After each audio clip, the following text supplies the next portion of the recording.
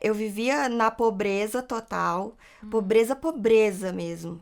Meu pai não tinha condições de me manter ali, então eu morava num pensionato que custava R$ 150 por mês e ele ficava em cima de um teatro pornô. Meu Era o lugar Deus. mais barato do centro da cidade. Você não se sentia bem, né? Não, Qualidade de vida nem um pouco, nem um né? pouco. Eu tinha vergonha, obviamente. Eu pensava, se os meninos da faculdade descobrirem que eu moro aqui, vão achar que eu trabalho aqui. Então, assim, eu não Hum. contava pra ninguém onde eu morava.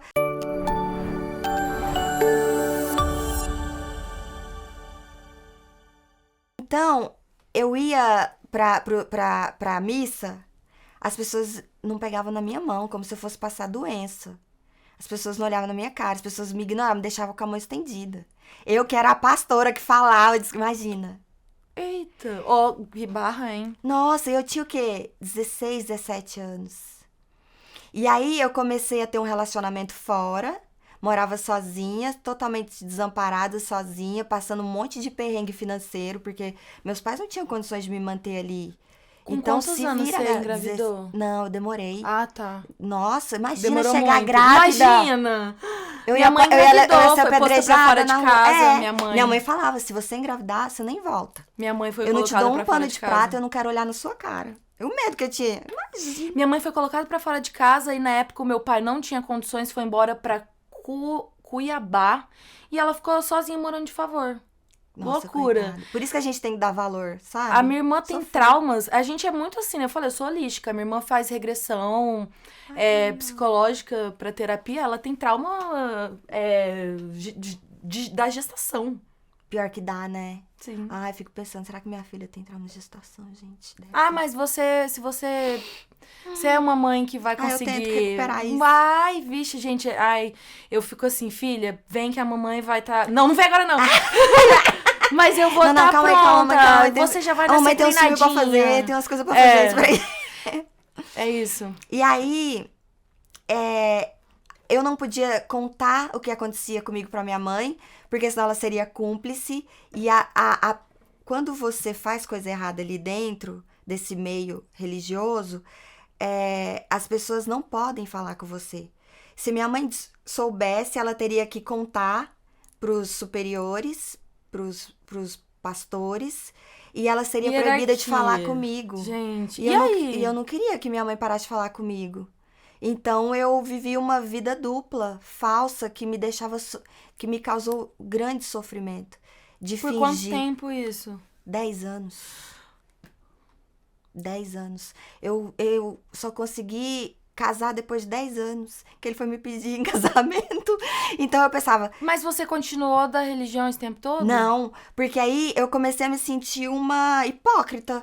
Eu tava ali transando com o cara e depois ia pra missa. Mas, gente, que tem? Tá bom, mas naquela realidade eu tava sendo a pessoa mais Entendi. vadia, errada e mentirosa do mundo. Então, O eu me rótulo era afastei. esse, né? E assim, ainda teve outro ponto que aí foi o estupim que fez eu me afastar. Eu vivia na pobreza total, pobreza mesmo. Meu pai não tinha condições de me manter ali, então eu morava num pensionato que custava R$ 150 por mês e ele ficava em cima de um teatro pornô. Meu Era o lugar Deus. mais barato do centro da cidade.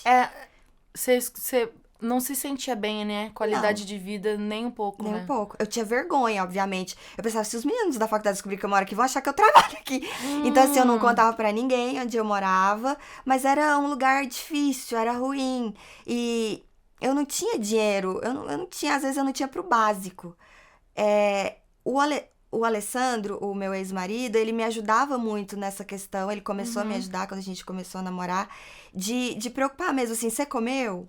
Você comeu alguma coisa hoje? Ou, sei lá, chegava um dia no mês, ele recebia mesada, porque ele morava com a avó, e ele fazia medicina, ele tinha uma condição de vida melhor. Às vezes, no fim do mês, ele pegava uma parte da mesada e falava, vai lá na feira e compra uma sandália. Vai na feira, compra uma blusinha, sabe? Aham. Porque eu não Isso pra tinha. gente era um gesto de amor, né? Vamos ser sinceros, porque Era, não existia. era. Então, assim, hoje em dia você fala, você tá se vendendo. Hoje em dia as coisas mudaram, mas isso, gente, antigamente Não, era ele uma cuidava coisa de assim. mim. Nossa, isso antes era muito. A minha mãe, eu lembro que ela falava que ela tinha ganhado um sapatinho de verniz. Isso era uma joia, sabe, assim. Teve uma fase que, assim, eu lembro que a faculdade era o dia inteiro, era integral, igual medicina, farmácia e bioquímica também era integral.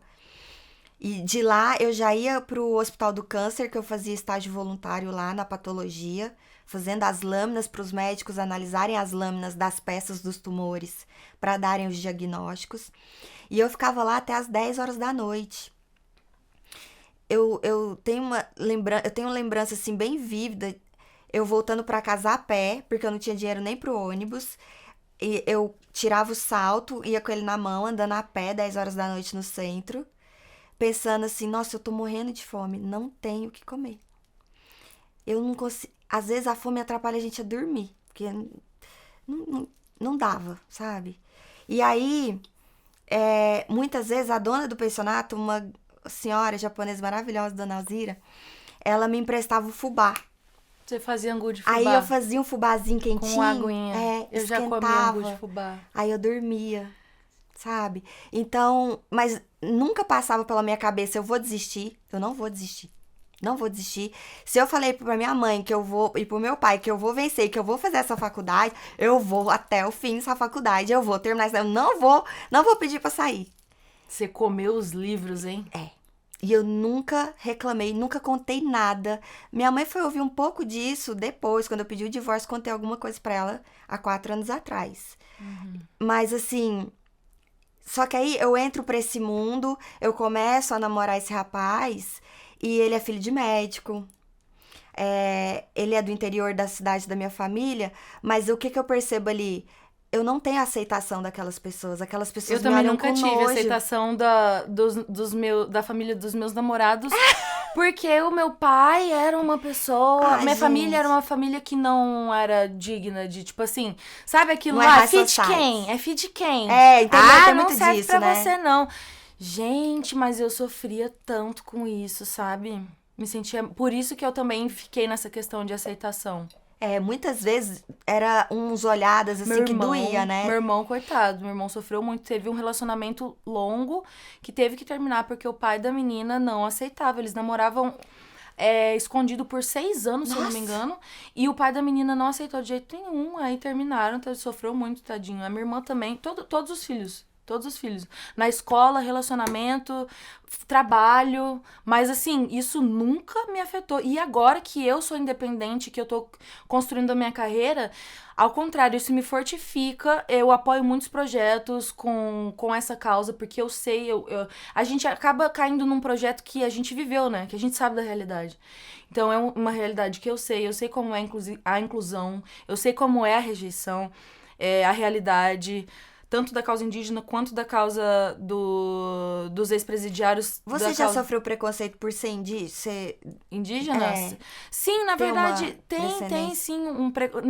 No meu caso, eu sou uma indígena muito beneficiada, né? Porque eu sou uma indígena que já tem um curso superior, que tem uma renda, uma estrutura de vida estabilizada, que tem uma profissão reconhecida, que, assim, sabe, eu tô num meio que, o preconceito é quase nulo. Não, mais no seu piadinha. meio você é joia rara, né?